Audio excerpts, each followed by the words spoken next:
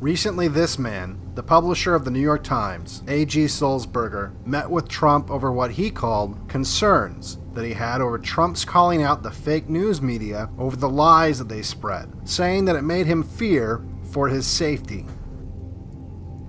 What a wretched, cowardly little man you are. You mouthpiece for billionaires and deep state operatives, a professional liar that hasn't worked a day in your life, and you fear for your safety? A man who lives in a bubble away from the effects of the policies you promote around the world, guarded by private security in your ivory tower, and you fear for your safety? A man who spends more money by lunchtime than most working fathers make in a week, trying to survive in a world that is so hostile to their politics because of the lies that you tell. So hostile, they have to keep their political beliefs secret so they don't get fired by one of your overzealous readers. But you fear for your safety? A man who supports an ideological slant so extreme they openly call for violence against their opposition, and in some cases even the extermination of the people that disagree with them. But you fear for your safety? A man whose colleagues threaten to dox young kids, who make political memes because even with all of your advantages and your elite education, you still can't win. And you fear for your safety? A man that doesn't have to worry about being deplatformed or demonetized, even though you know you are spreading lies for personal gain, lies that damage your country and erode our culture. You never have to worry about your friends at the Southern Poverty Law Center or the ADL trying to break you financially, or your friends at financial institutions trying to make it impossible for you to do business. But you fear for your safety? Trump supporters have been assaulted over 500 times because of the lies and hysteria that you promote to whip up low IQ, violent people into a frenzy, but you fear for your safety? I want you to know that as I go to sleep tonight with a revolver on my nightstand, as I do every night, because the people that I expose have made people like me disappear, that I'll sleep with a smile on my face. Because you fear for your safety. Did you ask her if we ever use the word ban? I've seen it on lower thirds. What word would you say, Will? What word would you use? When you ask her if we ever use the word ban, then I will answer that question. You prohibited her? What's the word you would use? You ask her, focus now. You ask her if we ever use the word ban.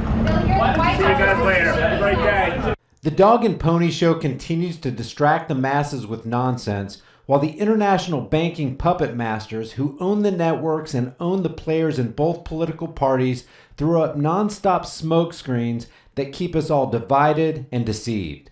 But the reason I and others present you with snippets of this network propaganda is to continually remind us all that what you're hearing coming out of your TVs works in the best interest of the elite and works against the consumers of their garbage. Because as clever as the puppet masters are, truth is a sharper, infinitely more sturdy sword than anything they could possibly wield against us. The truth always finds the cracks in the deception so that those who are still caught in the spell of the globalist narrative will join the fight in overcoming the sinister plans of those behind the curtain. In this segment of the Communist News Network, the conversation is centered around White House Deputy Chief of Staff Bill Shine's decision to block CNN's Caitlin Collins from covering an event in the Rose Garden while he plays semantics with the word ban. I mean, we're all journalists here, so let's be honest. Bill's a journalist too. We shorten things. We've got the lower third. We've only got the lower third. We might not say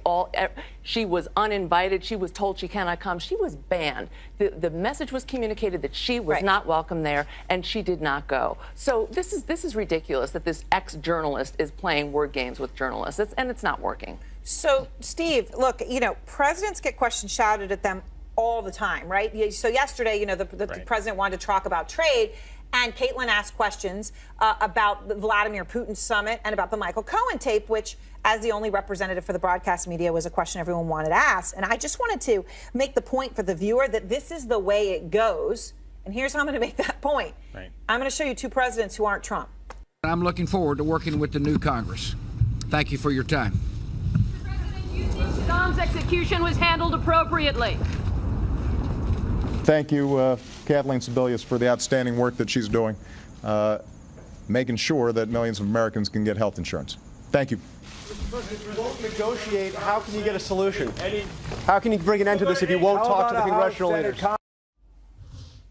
So, Steve, this is how it goes. They say things. They want to talk about one thing. They get yelled a question about another. I mean, George Bush certainly didn't want to talk about Saddam's execution, right? I mean, what was he talking about? Right. Oh, yeah, the new Congress. Right.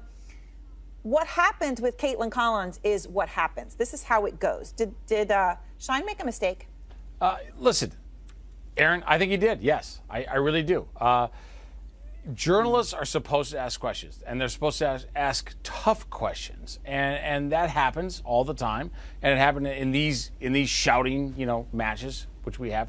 I will also say this: I think part of the reason, though, also why to defend the White House on some of these issues, the White House believes, and I think correctly so, that generally the media is so antagonistic toward the White House. And literally so biased. Well, you can laugh, but it is literally so antagonistic and so biased that I'm there laughing are to reasons keep from crying because you believe this foolishness. This president came out saying that we are the enemy of the people. We did nothing to him. Just so we're clear here, you guys know I don't support Trump or any president or politician. But Trump's right. The press we have today isn't free. They were bought and paid for a long time ago, and therefore they are the enemies of the people. And her claim that the liberal media has done nothing to him is embarrassingly false. From the moment he was elected president, even before that, when he thought he was going to be president, he did not want us in the White House. So the antagonism started with this administration. Actually, in this dog and pony show, the record is pretty clear. The antagonism started with the media's full tilt backing of Hillary Clinton. They do not want the tough questions. Steve, don't drink the Kool-Aid. Don't drink it. You understand that a free and fair press is what this country, the First Amendment. It's not free, and it's definitely far from fair. So don't play that game. We were warred upon. We did not war upon him. There's not a bias. If this president continues to do what he's doing, because a lot of this stuff he's doing, no, Steve, no, don't go there.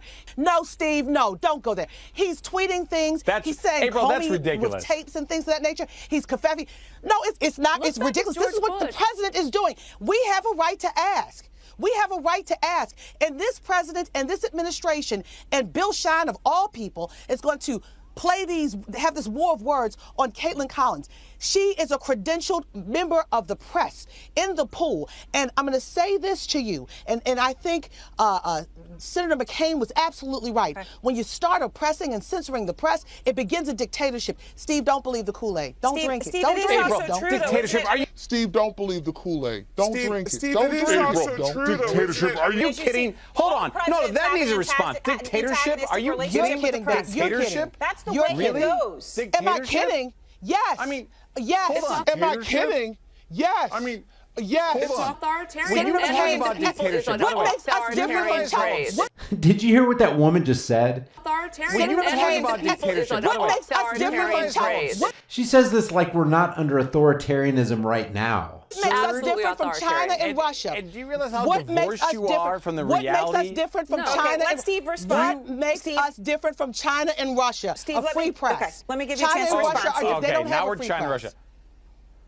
All right. When you talk about a dictatorship, what makes us do you realize how divorced you are? Free and fair, independent press. Do you realize how divorced you are from reality? And no American out there, by the way, cares about this nonsense. Cares about this press briefing room nonsense. Yes, they don't. do. And yes, they do. Okay, let's let Steve finish his point, please, everybody. Let him finish his point, then respond. If this president suppresses us, it's not about us. It's about the American people getting information. And let me say this to you. Okay. What do you mean? Oh my gosh! Let me say this to you. If we are the first line of questioning an American president, and if he can't take a serious question, he's thin-skinned, and maybe he should rethink the job. And George Bush complained about the press. What's the difference between? What April? He complained, but April. You have shown. Yes. What you have shown, and what the entire White House briefing room has shown, is that yeah. What I have shown is that you are not honest brokers in this debate. What you have shown is that you're in opposition. I'm not and you're honest. in opposition to the president. I'm opposition. No, you're not. I've been warned upon. I still want to do an interview with this president. I'm not warned upon. I've been told, stop shaking my head. I've been told to get the Congressional Black Caucus together for a meeting with the president. You can scream, but that doesn't change your lack of honesty in covering this president my lack in an of honest honesty, way. And what he's doing for regular Americans What have I been dishonest about? I guarantee you, if they ever try to ban me or take my credentials, there will be a problem. I would like more press conferences. I think the president, the more he gets in front of the oppositional press, the better he does. So I think he should be on CNN. I really believe that.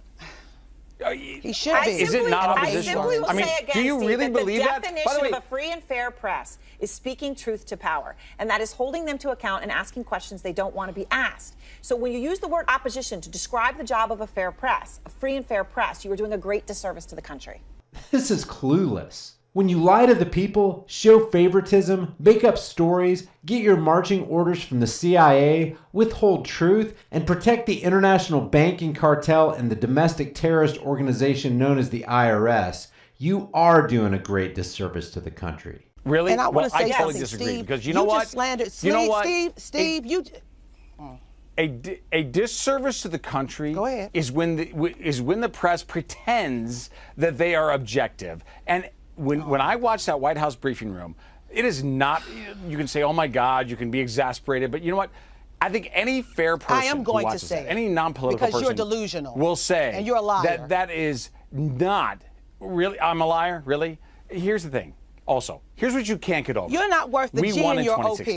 And we won in 2016 because we won in 2016 because we saw beyond and what you saw. You played on race. Which was you played on division. Corrupt. You played on race and division. So we won because of racism. Really? Yes. Yeah. And so also we won. Vladimir You know what? Putin and James April, Comey. I love yes. that you brought that up because job. the people. By the way, the very people who won our election in Michigan and Ohio and Wisconsin, in Pennsylvania, those Hillary very Clinton same won voters the had popular twice vote. voted. You won the electoral college. Those Hillary Clinton voters won the had popular twice vote. You won voted. the electoral college. Now, what you're about to hear is not me playing this over and over again. This girl is triggered. Because Those Russia voters had helped twice you. voted for Because Barack Russia Obama. helped you. Because Russia helped you. Because really? Russia helped you. Really? You won the Russia electoral won the college. election? Oh, really? really? Yes. Really? Do you want to hang your head on that That's Russia what won your the election? Justice Department is saying. That is what everyone's. You owe me an apology too because you're trying to slander my name. Are you better kidding? find out where I lied. I want to see something where you say I lied. Oh, you're kidding. You're not worth the G in your OP, Steve. If you believe that Russia won this election, where am I then lying? you have no business being even in this entire your business. Justice Department. What is Mueller about? What is the Mueller about? Your president. What's good about this smokescreen story and segments like this, where SJWs get triggered, is that it gives those who are medicated on the morphine drip of mainstream media hype and propaganda a chance to see that all the networks actually stand in solidarity, as Fox News' Shep Smith points out here when speaking about this exact same issue of Caitlin Collins being banned from a White House press event. The reporter you heard was Caitlin Collins, White House reporter for CNN. She was the pool reporter at the time, meaning on that day in that setting, she represented all of the television networks, including this one. What the hell did you just say? Journalists are not the enemies of the people. It's quite the opposite. First of all, what we have at these corporate networks are not journalists. They're prostitutes who have sold their souls for fame and fortune as they peddle lies for and throw up a smokescreen for the Zionist bankers to hide behind. Second of all, these news organizations were exposed a long time ago for being infiltrated and influenced by the CIA. I thought that it was a matter of real concern that planted stories intended to serve a national purpose abroad came home and were circulated here and believed here because this would mean that the CIA could manipulate the news in the United States by channeling it through some foreign country. And we're looking at that very carefully. Do you have any people being paid by the CIA who are contributing to a major circulation American journal? We do have people who submit pieces to American journals. Do you have any people paid by the CIA who are working for television networks? This, I think, gets into the kind of getting into the details, Mr. Chairman, that I'd like to get into in executive session. At CBS, we had been contacted by the CIA. As a matter of fact, by the time I became the head of the whole news and public affairs operation in 1954, ships had been established, and I was told about them and asked if I'd carry on with them. We have quite a lot of detailed information, and we will evaluate it, and we will include any evidence of wrongdoing or any evidence of impropriety in our final report and make recommendations. Do you have any people being paid by the CIA who are contributing to the national news services, AP and UPI? Well, again, I think we're getting into the kind of detail, Mr. Chairman, that I'd prefer to handle in executive session. Senator, do you think that you named the news organizations in your final report? That remains to be decided. I think it was entirely in order for our correspondents at that time to make use of CIA agent chiefs of station and other members of the executive staff of CIA as sources of information which were useful in their assessments of world conditions. Would you say that continues today? Well, I would think probably for a reporter it would continue today, but because of all of the revelations of the period of the 1970s, it seems to me that a reporter's got to be much more circumspect in doing it now, or he runs the risk of at least being looked at with considerable disfavor by the public. I think you've got to be much more careful about it. Over 22 years at this network, it has been my experience that the journalists of Fox News and Fox Business and those of our colleagues at competitors at CNN and MSNBC, NBC, ABC and CBS, Bloomberg and PBS, the Wall Street Journal, the New York Post, the New York Times, the Washington Post, all of them operate in the public interest. What the hell is wrong with you people? We work to discern what is truth, then to present it to you in context and with perspective, and as your representatives in the people's halls, report to you without fear or favor. Without fear or favor, huh? You really want to stand by that, Shep? There's really no favoritism going on? None that you can think of? No promotion of, say, one political party over another? Doing what they call in politics freezing pockets, because the donors are giving her money thinking she's going to run. That means they're not going to have available money for other candidates if she doesn't, and I don't think she's going to give it to them. She's on her way to deciding. We'll see. About deciding. We couldn't help her any more than we have. I know. You know what I mean? She's got just a free ride so far from the media. We're the biggest ones promoting her campaign. We couldn't help her any more than we have. I know. You know what I mean? She's got just a free ride so far from the media. We're the biggest ones promoting her campaign. We couldn't help her any more than we have. I know. You know what I mean? She's got just a free ride so far from the media. We're the biggest ones promoting her campaign. We work to discern what is truth, then to present it to you in context and with perspective, and as your representatives in the people's halls, report to you without fear or favor, while striving to hold those in power to the same standards. This is the foundation of what we do. It's our reason for being, our purpose. No, Shep. Your reason for being, your purpose, is to hide the evils that are really going on in the world so that your true masters, the ones you really serve, literally get away with the most heinous crimes in history. Wake up.